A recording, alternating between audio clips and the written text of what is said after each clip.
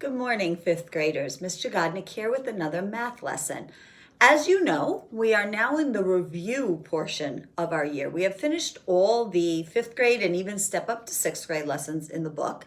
And we're now taking you back through some of the harder lessons or more important lessons that we've done throughout the year to make sure that by the time we get to June 26th and the end of our school year, that all of those important fifth grade topics are really fresh in your mind so that you're ready for sixth grade math. So today I'm going to be going over lesson 7-6 in your book, which we did quite a while ago, about estimating using fractions and mixed numbers. Usually when we think about estimating, we think about rounding off because when we have whole numbers, the easiest way to estimate is to think about tens or hundreds, those numbers that are easiest to work with. But when we have fractions and mixed numbers, what we really want to think about is compatible numbers. Numbers that are easy to work with. It might be a 10 or 100, but it might not be. It might simply be a whole number, or a compatible number could be a fraction that's easy to work with, like 1/2 or even 1/4 or 3/4. So we're just going to go through some example problems. Since we're in the review section, we're not doing a new lesson. I'm not going to take you through every step of the lesson. Up on the slides is a step-by-step and a couple examples for you to follow of how you might estimate with mixed numbers. And we're going to do some examples up here. You can follow along in your book if you want to, but you've probably already done these examples before. So what I'd like you to do is just follow along with the video. You can use the book pages, which are online for you if you think you need extra practice, and then you can just go into your practice buddy after that and try it out on your own and make sure it's fresh in your mind. If you really want to follow along on paper, I'm taking these practice problems from the end of chapter 7 in our book on page 446, those sets that are there to review at the end of each topic. This is set D, and it goes with lesson 7-6, estimating sums and differences involving mixed numbers. So we know a sum is the answer when you add, and a difference is the answer when you subtract. But our first step before we can do sums and differences is to find a compatible number for each of the mixed numbers so we can get our estimate. So the tool for that is the most efficient is a number line. So I'm going to show you in this first example how to use the number line. I have 3 1/4 minus 1 1/2. So I'm just going to draw myself two number lines here. My first step is going to be thinking about, hey, these are mixed numbers. I want to think about which two whole numbers they're in between. If I had just a regular fraction less than 1, it would be between 0 and 1. But since this is 3 1/4, not just 1/4, I'm going to think this whole number means it is bigger than 3, but not yet big enough to be 4.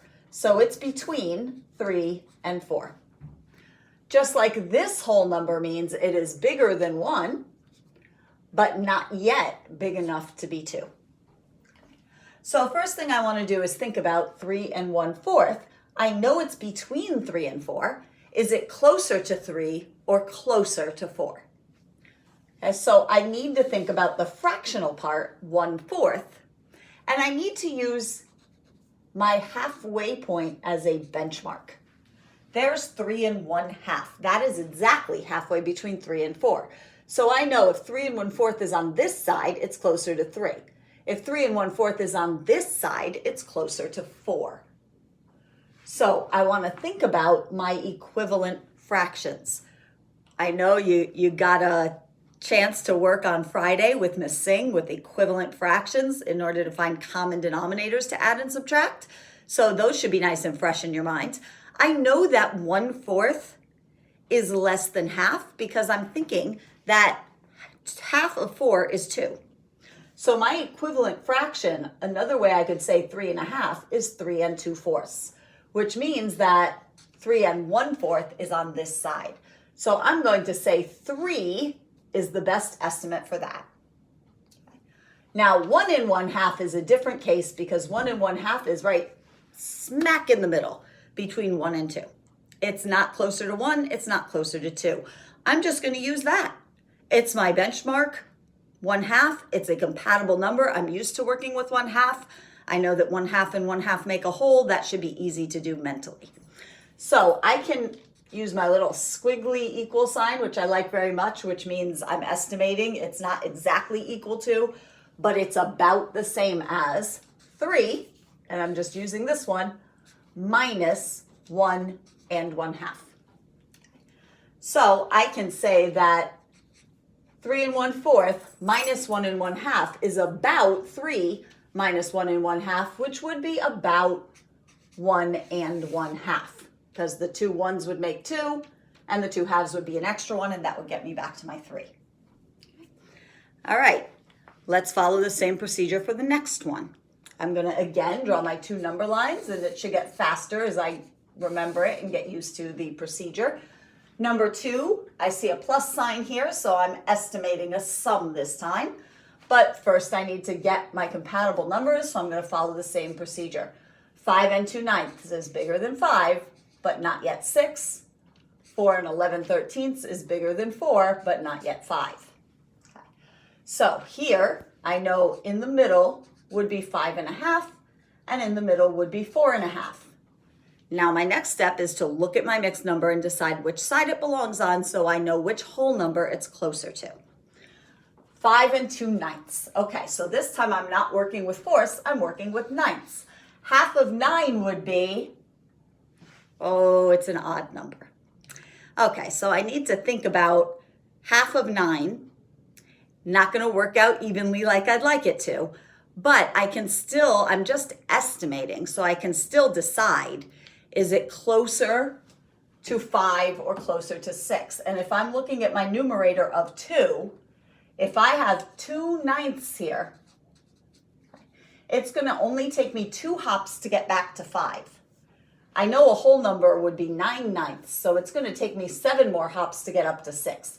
So even though 5 1/2, it's not easy to think about in ninths, I can still reason through 2 ninths and know that's got to be a lot closer to 5. And now I have 4 11/13. Well, again, 13 is an odd number, so it's not easy to think about half. But I have 11 out of 13, so if I have 13 little lines all through here, here's 4 11/13. It's only going to take me 2 more 13ths to get to the next whole number. It's going to take me 11/13 to get all the way back to 4. So clearly 4 11/13 is closer to 5. Please notice the pattern here. If my numerator is far away from my denominator, that probably means I'm closer to the smaller whole number, because it means I got a lot of pieces yet to go to get to the bigger one. If my numerator is really close to my denominator, it probably means I'm closer to the bigger number, because it means I've already gone a lot of pieces and I don't have that many left. So here I can say that 5 2/9 plus 4 11/13 is about equal to 5 plus 5, which, as we all know, is about equal to 10. Okay, number 3. Okay, once again, gonna write my 2 number lines, think about whole numbers, 2 3/8 between 2 and 3. In the middle would be 2 1/2. Now I'm working with eighths. I know that 2 1/2 is 2 4/8 because 4 is half of 8. So that means 2 3/8 would be right here and a little bit closer, a little bit closer to 2 than it is to 3. Then I have 5 3/5. So 5 1/2 would be right here. Okay. And again, this is an odd number, but 3 is very close. That's hard to judge because 3 is very close to being in between. So if I had fifths, I want to think about this one a little more carefully. 1/5 would be here. 4/5 would be here. It looks like 2/5 and 3/5. 2 is half of 4 and 3 is half of 6. So half of 5 is 2 1/2. It's right between the 2 and the 3.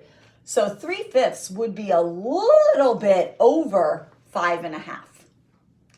So I could say it is closer to 6.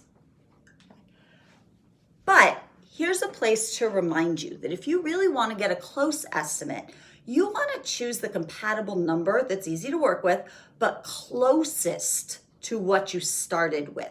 So in both of these cases, I could underestimate this to 2 and overestimate this to 6, and it would be fine. But my other choice is to think, hey, even though it's closer to 2 than 3, what it's really closest to is 2.5. Because it takes me 3/8 to get back here and only 1/8 to get to 1/2. And the same thing here. 3/5. It is closer to 6 than it is to 5, but it's really closest to 5.5. So my best estimate for this one, if I'm comfortable working with halves and if I realize that's the closest thing, then it's really probably best to say this is about 2.5 plus about 5.5. And that will equal 2 plus 5 is 7, and the 2 halves come together to be an extra whole, so it's 8. Okay, that's why I say halves are easy to work with, because if I end up with 1/2 while I'm adding, I just add it on. If I end up with 2 halves, they come together and make another whole number. I don't have to mess with common denominators or do any real calculation to add it. I can still do it mentally, even though the fractions are still there. So I like to work with 1/2. If I have a problem like this where it is so close to 1/2, I have a hard time deciding which side it's on, then don't decide, pick 1/2. And that's probably gonna end up being your best estimate. Okay, going on to number 4. 9 and 3/7 between 9 and 10. 6 and 2/5 between 6 and 7. So 9 and 3/7 between 9 and 10, this would be 9.5. What is half of 7? Ooh, another odd number. Okay. Half of 7, 3 is half of 6, and 4 is half of 8. So half of 7 would be somewhere between 3 and 4. So this seems to be one of those problems like the one I was just talking about, that, hey, 9 and 3/7 is going to be a little on this side. So if I really had to pick a whole number, I would pick 9, not 10. But I think I'm going to pick 9 and 1/2 because clearly 3/7 is closest to that. Same thing with 6 and 2/5. 6 and 1/2 would be here, but as we already talked about with fifths, 2 is half of 4 and 3 is half of 6, which means half of 5 is between 2 and 3, which means this is really closest to 6.5. Okay, so I could say I have about 9 minus about 6. But it would actually be better to say I have about 9.5 minus about 6.5. And even in subtraction, not bad to work with the halves because they just cancel each other out. 1/2 minus 1/2. And then I just do 9 minus 6, I get about 3. Okay, number 5. Okay, I'm estimating another difference between 8 and 9. Here's 8.5. This one I would not use a half for because I see 5 is only one piece away from 6. It's going to be closer to the 9. I know that 3 is half of 6, so 8 and 1/2 would be the same as 8 and 3/6. It's going to be 2 pieces away from the half and only one piece away from the 9. So 9 is my closest compatible number. 2.5, I'm really wasting time just writing this because I know 2.5 is a number I can work with easily, so I'm just going to leave it alone. It's kind of like when you're rounding off and you happen to get a number that's already a 10 or 100, you're not going to change that into something else because it's already the exact number is easy to work with, so leave it alone. Now, this is equivalent to about 9 minus 2 and 1/2. So if I do 9 minus 2, I get 7, okay, which means I'm going to take away another 1/2 from 7. So that's just going to be 6 and 1/2 is my best estimate. Number 6, okay, between 7 and 8, 7 and 1/2, I'm working with fourths, so that's easy, 7 and 2/4 would be equivalent to 7 and 1/2. So 7 and 3/4 on this side. And then 5 and 1/8, 5 and 6, 5.5 in the middle, which would be 5 and 4/8 is equivalent to 5 and 1/2. 1/8 though, I can tell by looking because it's a unit fraction, it's definitely going to be closest to the smaller number. So this is a nice easy one. I have about 8 plus about 5 equivalent to about 13. Okay, number 7. I've got somewhere between 11 and 12. 11.5, I see I'm working with 12ths, would be equivalent to 11 and 6/12 because 6 is half of 12. So here's one where 11 and 5/12, a little less than that. It's 5/12 away from 11, closer than 12, but it's only 1/12 away from the half mark, so I think I'm going to use the half this time. Now I have 7/8, not a mixed number, just a regular old fraction, so that goes between 0 and 1. Here's 1/2, which would be 4/8. 7/8, way over here, only 1/8 away. So 1 is what I'm closest to.